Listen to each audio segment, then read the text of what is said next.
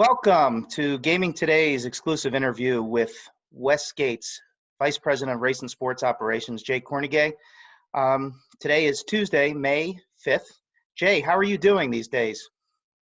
All right, hanging in there. We've actually been a little busy at work, going in there 2 to 3 times a week, but for the most part, like everybody else, doing the majority of our work from home.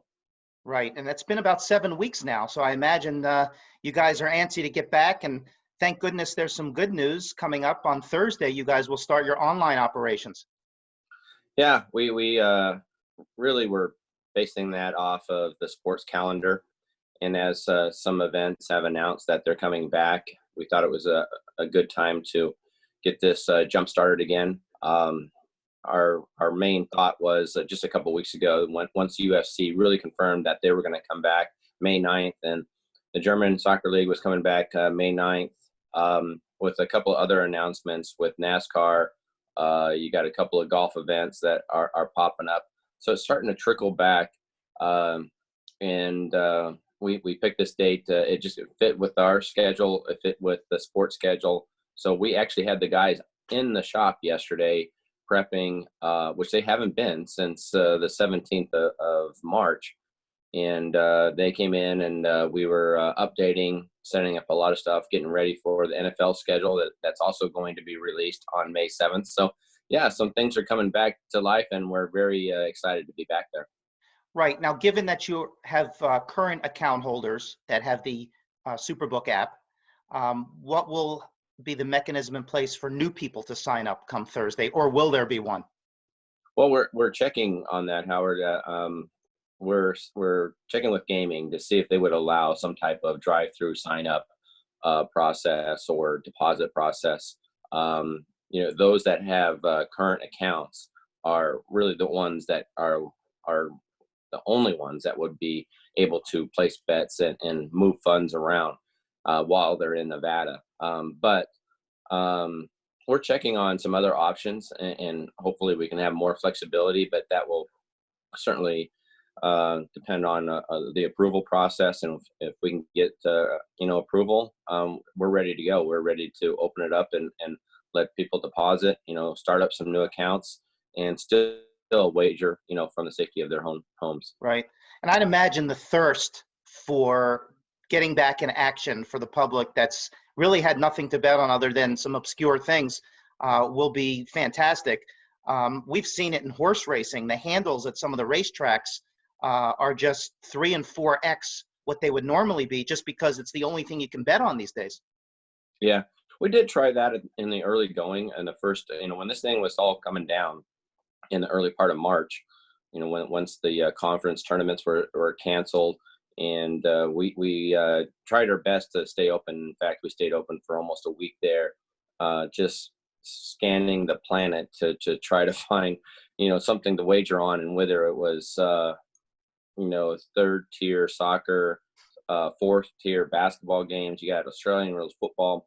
But, as we, progressed, and every time we found a league and we reposted that for the betting menu, we would lose 2 leagues.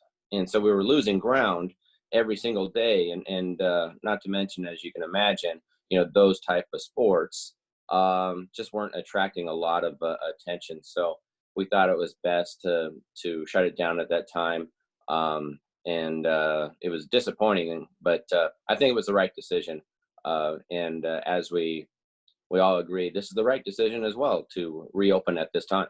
Right. And I guess there was a silver lining in the 7 weeks in the fact that you guys announced that you will be opening up in Colorado with an online operation, and that's your home state, ironically. Yeah, it is ironic. Yeah, it's just Colorado has been a target of ours. We've looked at a few others as well, those that have fair tax rates, regulation friendly, and certainly Colorado filled that bill. So, this whole crisis put a kink into our plans. We were planning on opening up our mobile wagering accounts in Colorado on May 1st, but because of this, which really restricted, training and travel and not only us, but our vendors, our partners, the whole world kind of shut down, and we understand it because we actually have to be on location to get this thing up and running, and we will. We're hoping to launch that in June.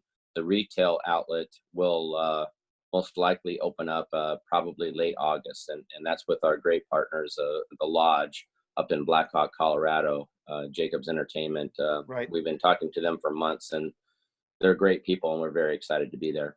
Great. And I know you can't talk about other specific deals, but do you have some discussions in the works with other states and venues where you think you might have an advantageous play to get in and get involved? Yes, we've been, we're not looking to be in every state. However, we're just looking at jurisdictions that really make sense, financial sense for us. And you'll see the Superbook in other states, but we're definitely talking to a few other potential partners. And, with everybody slowing down at this time, I'm sure in the near future, you'll see the Superbook in another state. Great, great. Now, taking that a step further with other states, do you think this monumental COVID-19 event that's taken place could be a catalyst for maybe reversing the Federal Wire Act? I don't know. That's a biggie. That's a very sensitive topic there. As we've been looking at the Wire Act for a long time, and we certainly respect it and understand it. It does feel like it was written in 1961. Right. So things have changed dramatically, over the last 80 years, or 60 years, I should say. But it's been something that we discussed with a few decision makers, a few politicians. It's a very sensitive subject, but I think there's room for there to amend it a bit and change it up to make it more updated in today's world. Yeah, and the reason I bring that up, not to make it very sensitive, is just because there's going to be a need for tax revenues, given the fact that the federal government is having to spend a lot of money helping out not only the public but states and wherever else. So just another revenue stream, so to speak. Sure. Yeah. And I know a lot of people have been talking about that as far as loosening up some of the restrictions that we abide by now. Some of them I agree with, some of them I don't. But I know that a lot of people in Nevada have talked about wagering on the election, and how much revenue that would bring in, and tax dollars, and how attractive that would be to others that surround Nevada to come back to Nevada.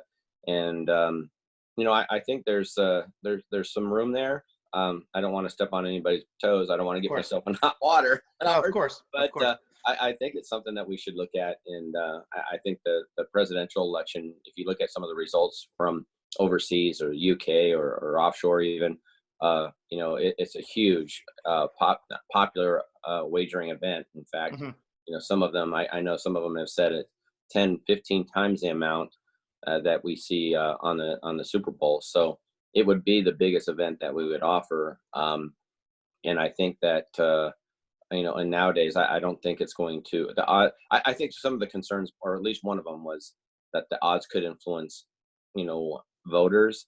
Right, like polling. Yeah, right. And so the polls are out there, and, there's a lot of different opinions out there, and a lot of different networks, a lot of different views. I think this would probably fit right in there with it. But I think the world's a little bit more educated now than it was, 20 years ago. Sure. And It's the internet. Yeah, I think we're okay moving forward with it. But whatever they decide, obviously that's what we're going to go with. Right. And I'll just wrap it up by asking you, when physical sports books do return, when that day comes, and we know it'll be a very different look early on as far as what the protocols will be to space people at first and gather them in groups. Do you think that the sportsbook consumer behavior patterns will change, and a lot more people will just consider betting online as opposed to getting in their car and coming in and being around folks? Obviously in the short term, but how about going forward? Will it just be a permanent behavioral change? I could see that happening, but you mentioned short term. especially in short term, everything's going to change until people get comfortable or we have a proven treatment or a proven vaccine.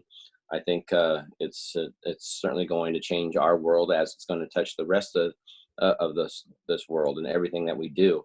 Um, we have some protocols in place, and we've been reviewing those for weeks now of how we're going to make sure that we have the safety of our team members, the safety of our guests as our top priority, and we want to make sure that everybody abides by those, and that we have a safe environment to work in and a safe environment to visit. But I can see a jump in mobile accounts. I think that would be a safe route as long as we get some sports to wager on. Sure. Yeah, but you'll definitely see some social distancing practices that you haven't seen before in our book. Whether it's the limited seating, you'll probably see some partitions at the betting windows, and obviously we have a whole cleaning process that we go through throughout the day and at the end of the day that we've never had before. So, the safety is top priority, and we got to make sure that's happening. But I think we have a very solid plan, and we'll be able to make people feel as comfortable as they can. But I do believe a lot of people are going to, turn to mobile. Right. Well, Jay, thanks so much. And we appreciate the Superbook and Westgate being great partners with Gaming Today. And we look forward to turning the corner. It looks like we got it in our sights, starting with mobile, and we're hearing some dates on getting back to the physical places. Hopefully the numbers will stay as such that we can do that sooner than later. And best of luck with everything. And we really appreciate it. Yeah. Thanks, Howard. Be safe. Thanks.